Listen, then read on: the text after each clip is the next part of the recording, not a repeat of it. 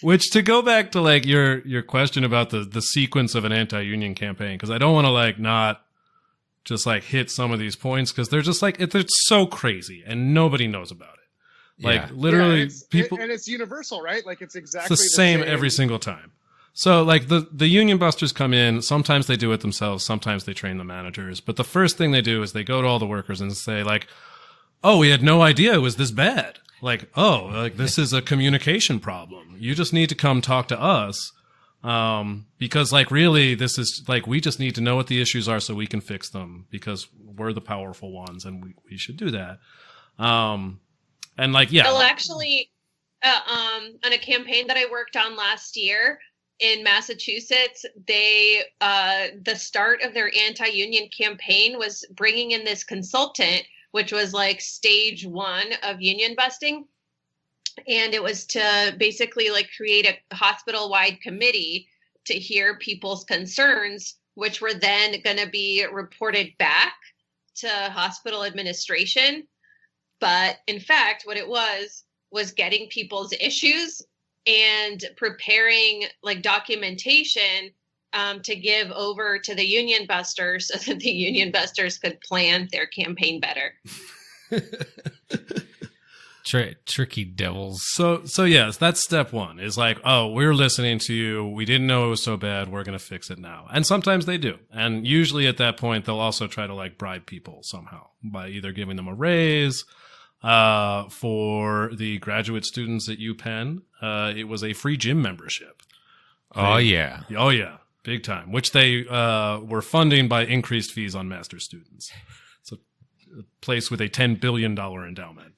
But you know, it's some combination of like, you know, we can work it out and here's some stuff. The second part of that is, you know, a series of aggressive, like meetings, like their word for it is captive audience meetings. So if you look at their promotional materials that they use to sell their services to employees, they'll say like, oh, you know, we recommend doing a minimum of 17 captive audience meetings to ensure a successful no vote on unionization. And what that means is that like, you know, the managers tell all the employees, oh, there's a mandatory meeting. They put them all in a auditorium. And then there's either a manager or a union buster in front who starts, you know, giving a speech. Sometimes they say that they're from like the Labor Institute or something. Yeah. Or they like pretend to be some sort of official labor-y person, you know? Like I've seen this at jobs I've had where like there was some HR guy who's like, oh, you know, we know that like, you know, back in the 30s when there was child labor, they were like, you really needed unions. But you know what? Now we've got OSHA and there's all these great laws. And so we're really committed as managers to support you. And we're going to be a union free environment. And like everyone's there on the first day of the job with some guy who's like obviously in charge telling them this. Like the message is quite clear, you know? But I would say the fundamental thing, whether it's a captive audience meeting, whether it's a one-on-one meeting, whether it's a flyer that you're getting, whether it's a voicemail that your boss is leaving on your phone, whether it's a packet of information that's been mailed to your house, whatever it is. And there's lots of different tactics. Chief nursing officer walking around in scrubs, like for the first time ever, through the hospital, usually crying. Yeah. How could you do this to me? Yeah. Yeah, like whatever they got to do. If like, look, if you're going to form a union, you're going to see your manager more than you ever saw him before. Like, yeah. I said, my advice is like, soak it up. Tell them you want a pizza, you know? Yeah. What do you got? What do you got? But the real message that they always send with this, whether they're talking like Nela was saying before about dues or strikes or all these scary things, the narrative that they're pushing is that the union is like some third party entity that's coming in to get between you and management. So their first move is like the olive branch, which is like, let management solve your problems. Don't let this like alien thing come between you and management. And this is family talk comes back. Oh, you know, yeah. It's like, we're a family. We have been a family. Mm-hmm.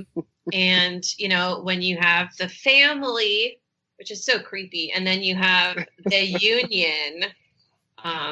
Yeah, I mean, it's like an outsider coming in and messing with the family.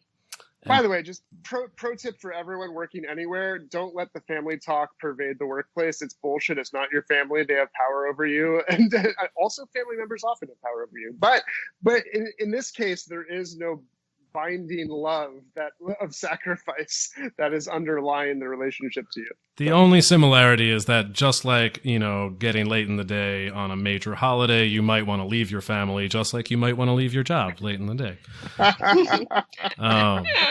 But look, I mean, part of our assumption as organizers, because it's true, is that the only reason the union has power is because it is the workers standing together. So, I'm far from the first person to say that the workers are the union. Everything that the boss and the union busters say is based on this fundamental lie that the union is something other than the workers. So when they say, you're going to have to pay dues, it's not that you're going to have to pay dues. It's like the union is going to make you pay dues, or the union is going to make you go on strike, or these union bosses are going to do all this stuff that you don't like. When fundamentally the union is nothing but you and your colleagues making a decision. And so what they're trying to do is create a set of conditions where you believe that that's not true, that the union is not you, that the union is not a fundamentally democratic process to change things in your life, about your job and in your community. And that's really the lie. And what makes it so effective is that it's fucking scary. Yeah.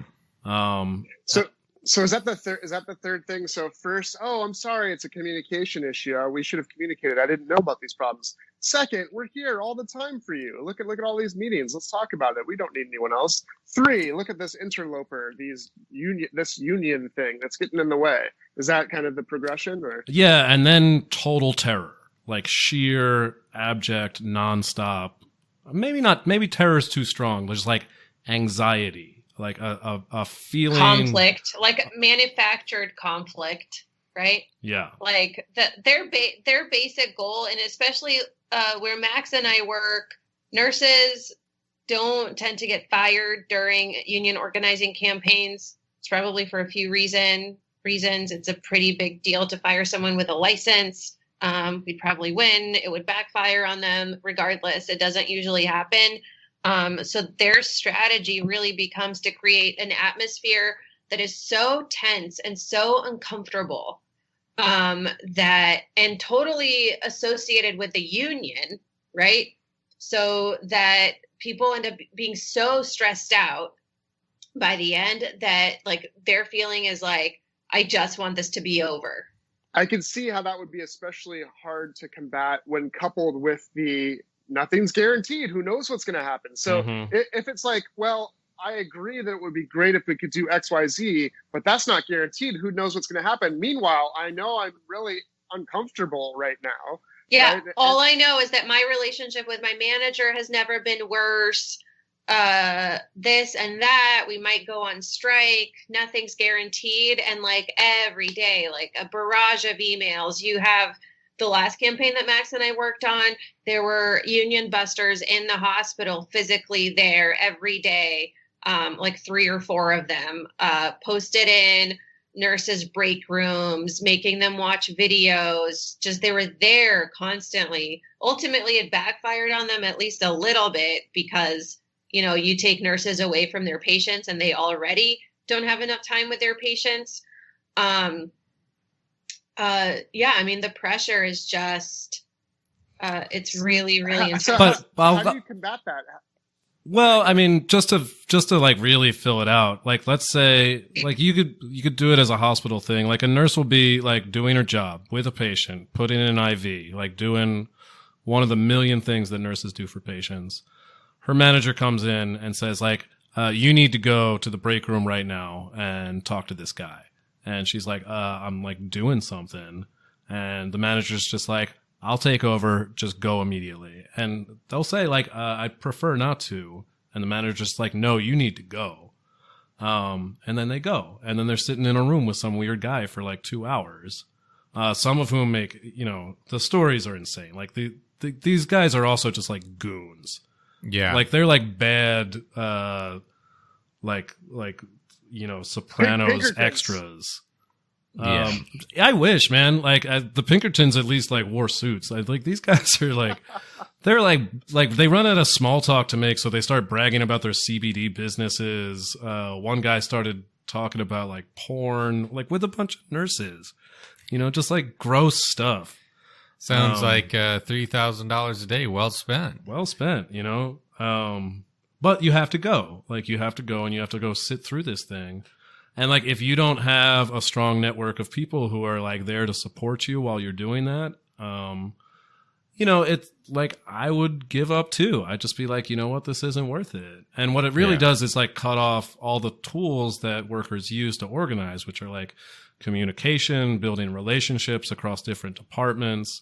Because what happens, and we would hear this from like pro-union nurses who would go to like anti-union departments, who are like, they're proud, they're wearing a union button, they're like on a flyer somewhere, everyone knows they're pro-union, nothing's going to happen to them because they know they're protected. And part of what we do is educate nurses on like what's going to happen. And like when it happens to people who know what's going to happen, it doesn't work, right? Yeah. Like they're like, I knew you were going to say that, I knew you were going to do that, like I'm not afraid of you, like I know what you're up to,